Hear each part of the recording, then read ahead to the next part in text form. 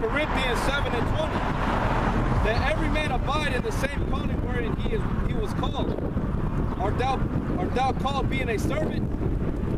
Care not for it, but if thou mayest be made free, use it gladly. He that is called in the Lord, being a servant, is the Lord's free man. Likewise also, he that is called being free is Christ's servant. You are bought with a price. Be ye not servants of men. What did Peter and Paul, what did the apostles say to the Pharisees and scribes? Rather obey God than men. But you 2/3, y'all are servants to the wicked one. Y'all ain't servants to Yahweh Shem Yahushua, which is according to knowledge, wisdom, and understanding, righteousness. So at the end of the day, that you've been brainwashed to believe that you got a free will because you serve the wicked one. Because the wicked one, what was Aleister Crowley's motto? Do what thou willest. You go to the book of the Maccabees, chapter 2 Maccabees, where the Antiochus Epiphanes was torturing the woman's 7 sons. He said, "I do what thou will." He does what he wants. Okay, there's a price to that too. And there's a price to follow Yahweh Shem Yahushua and have the understanding that you don't got free will. You do according to what the Lord has set up. It says, 1 Corinthians 7 and 23, you are bought with a price, be not ye the servants of men.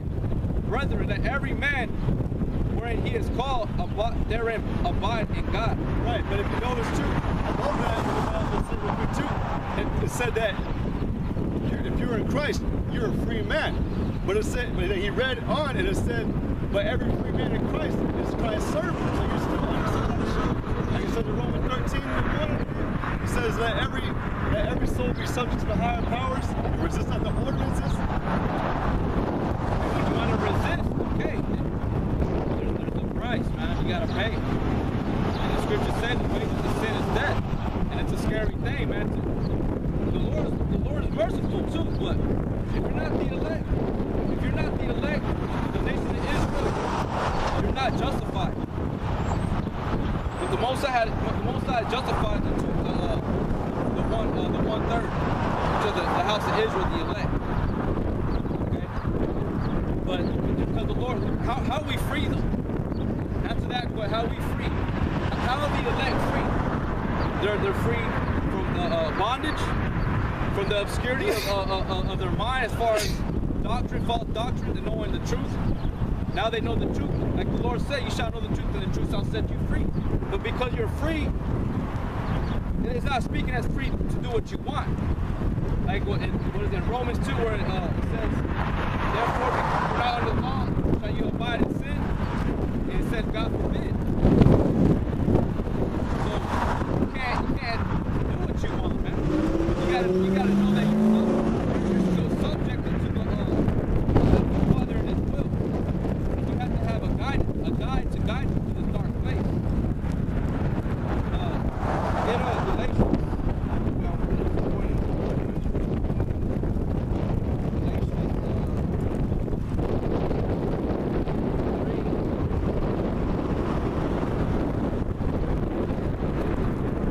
Galatians 3 and 22. This is Galatians chapter 3 verse 22. Or that's 21. Okay. Galatians 3 and 21. Is the law then against the promises of the Most High? God forbid. If there had been a law given which could have given life, verily righteousness should have been by the law. Right, but that's not the case.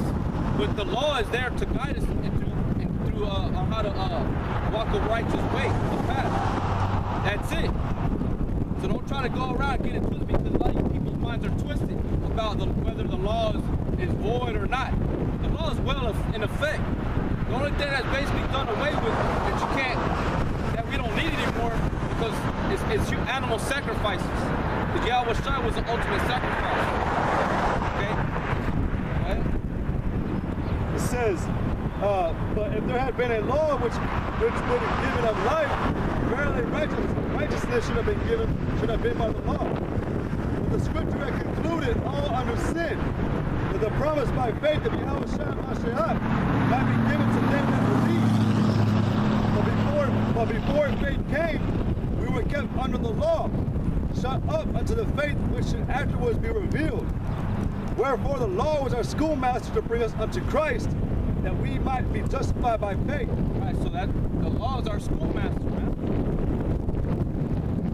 That's what we learned. You learn right and wrong, and the consequences of breaking one of those laws.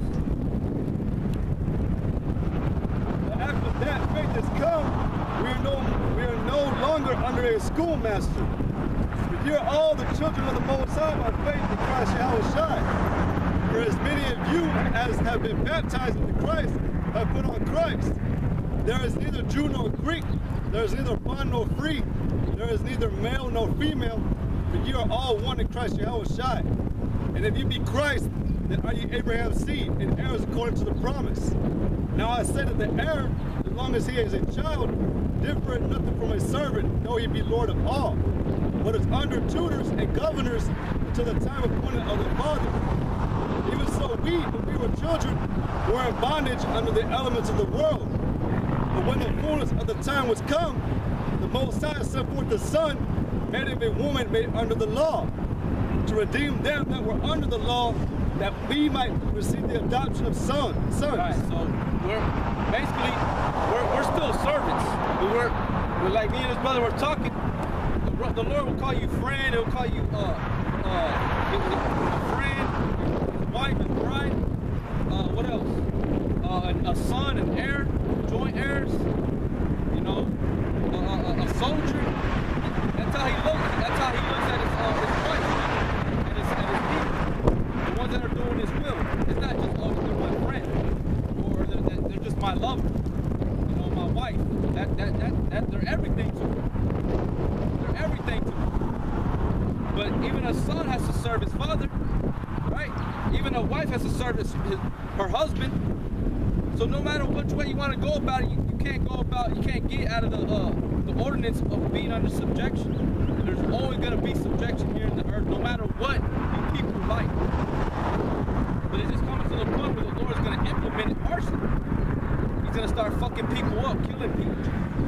And he's going to use his main whipping stick, which is Esau, to annihilate 230 you nigger Latinos because you wanted to hold dear unto this world and to that damn devil Esau, thinking that he's your God. But that's what the point we're coming into. I'd rather be, King David said, I'd rather be a servant in my Lord's house as a doorkeeper than to be casted out.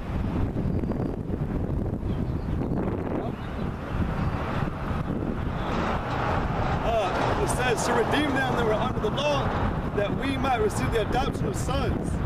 And because you are sons, the Most High has sent forth the Spirit of His Son into your hearts, crying, Abba, Father. Wherefore thou art no more a servant, but a son. And if a son, then an heir of the Most High through Christ. Yeah, so he's going to look at the elect as my sons. But we have to know as men, we're still servants though. We still got to serve the Lord. We still, to the best of our ability, we got to do this work. I'm still a servant. I'm still having to, me as a man, I'm still having to come out here and spiritually serve you people with food. Food, bitter herbs, because bitterness represents the harshness of this life, this world. And y'all people don't like the bitter herbs. That's why y'all stick to the sweets. Y'all stick to honey. What does the Lord of Scripture say? That be careful. Eat too much honey, or you have to vomit it back up. It'll spoil you. But I don't want to jump off track on that. But you know, the Most High, he looks at us as his sons. But at the same time, at the same note, we're still servants. But I just wanted to get that real quick on that. Well, I have another one for you. This is Matthew 22:2. Or I'll say 22:1. Matthew 22:1. And Yahushua answered and spake unto them again by parables, and said, the kingdom of heaven is like unto a certain king, which made a marriage for his son, and sent forth his servants to call them that were bidden to the wedding, and they would not come. But you know, that's the point. We're servants, man. And I'll just say this, man. y'all gotta, only the elect can see the severity, the gravity and the severity of certain things, man. Like a while back, man, I came into something, man, that, you know, I had misworded something, you know, to a brother, and it came out that they put me off on the spot. You know, I wasn't expecting the whole council pretty much. I was only expecting like one brother to speak to, but because I used the wrong word, they thought it was something severe, but it wasn't. It was just I was just gonna ask him a simple question. But that's the thing. Y'all don't understand the severity and the actual the seriousness of words, man. When we're talking about being called servants, and Paul even said he's a prisoner of Yahushua, you know. But Paul, he wasn't coming to the Lord being like, Lord, I'm in shackles, help me. I don't like this, you know. He was happy. But Paul is fierce, and he went through all kinds of hell, man. And he still loved it. He still loved the Lord. He still loved knowing that he had the truth. But you know, being called a friend, man, is a big thing, man. A lot of you 2/3 of today, man, y'all think y'all are friends with the Most High, man. Y'all actually think the Most High looks at you and would actually desire you to be in his wedding. He actually think y'all are a bunch of wedding crashers, man. Y'all are a bunch of demons outside the windows breaking the crack, trying to make noises to disrupt the peace that's in there. That's why I said that like when we use words like flower, you know, when the Most High calls a man a flower, that's actually like calling a man a bitch, man. You know? But it's just bringing it out that, you know, all these minds y'all be conformed to and everything, that y'all think that y'all are unstoppable, unbeatable, y'all are friends of the Most High, y'all are winners. Y'all are dead wrong, man. And that's why the Most High is coming back the way he has to come. Because y'all don't, like we're talking about, y'all resist that power. Headstrong. And that's something you got to say, headstrong, man. Y'all don't care what y'all do. And the Most High, he says he does care for his elect, and that the elect even cares for themselves. He tells you that even throughout the law, to love thy neighbor as thyself. Nathan and David. Nathan told David or the Most High told that Nathan loved David more than his own self. You know? This is Ezekiel chapter 2, verse 6. And thou, son of man, be not afraid of them, neither be afraid of their words, though briars and thorns be with thee, and thou dost dwell among scorpions. Be not afraid of their words, nor be dismayed at their looks, though they be a rebellious house. And thou shalt speak my words unto them, whether they will hear or whether they will forbear, for they are most rebellious. But thou, son of man, hear what I say unto thee. Be not thou rebellious like that rebellious house. Open thy mouth and eat that I give thee. All right. So Ezekiel had to serve. Yahushua was serving him. At the same time, he had to sit humbly and quietly and digest that. And it was given a commandment, be not rebellious like this rebellious house. So you can't be a servant nowhere you go. You can't be a servant at your job. You can't be a good servant to your mother and father, your children, to your girlfriend, whatever the case. In everything you're unstable in all your ways. You're not profitable. You're not worth nothing. The Lord ain't gonna use you. The Lord don't need use of somebody that's rebellious in that manner, man. This is what the society has come to, man. America's been, and it's affecting other nations, going to the Middle East, Mexico, everywhere that's being infected with their doctrine, all this bullshit. It's sending its poison everywhere throughout the whole earth. That's why this place is called spiritually called Sodom and Egypt, because they were doing that. They were the ones that were infesting and infecting people with wickedness. And it was so much that the Most High was like, nah, fuck it, I ain't tolerate this. I'm not gonna tolerate this no more. I'm gonna put these motherfuckers to death. Just like the time of Noah. The Lord was like, man, I repented to be that hated man. But luckily, You know, and I'm happy because if not, there probably wouldn't be no life. But one man found grace in the Lord's eyes, and that was Noah. Now, he was the comforter of his family. And the rest of the motherfucking people in that time, they didn't care. They didn't want to hear it. Just like, yo, y'all don't care, y'all don't want to hear it. We're telling you a storm's coming. And that time, they didn't believe rain was going to come and flood the whole earth. They never seen that kind of waterfall from the heavens. They saw the ocean. You know, they saw the rivers. But for it to fall from the heavens and to flood the earth, they thought Noah was crazy. Just like y'all think we're crazy by telling that there's going to be another war. But throughout all history, you should know that there's always been war. There's always been downfall of great nations. But you gotta look into those nations. What did they contribute to the earth, and what were they, distributing out to the earth? Wickedness, that's what brought them to their downfall. The Most High he says he don't reward he doesn't reward good for evil.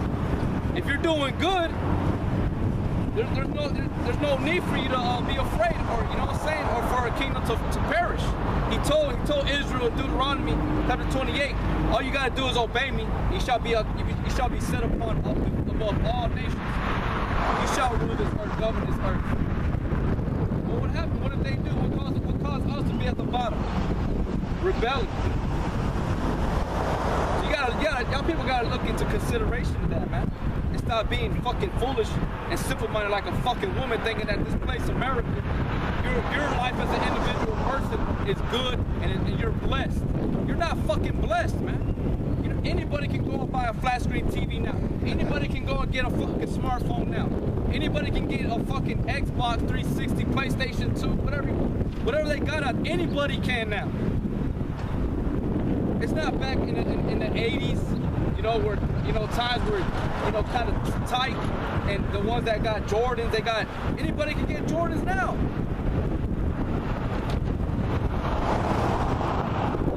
You ain't special, you're not blessed, you're just set up for destruction. Esau is just making it more accessible to you to meet your destruction, man. That's it. Because he knows his time is short. It's like going to that one Ecclesiastes where it says victuals are so cheap. Yeah.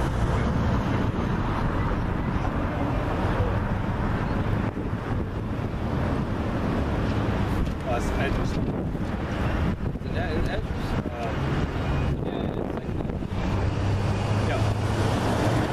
Where do you want me to start? The main point?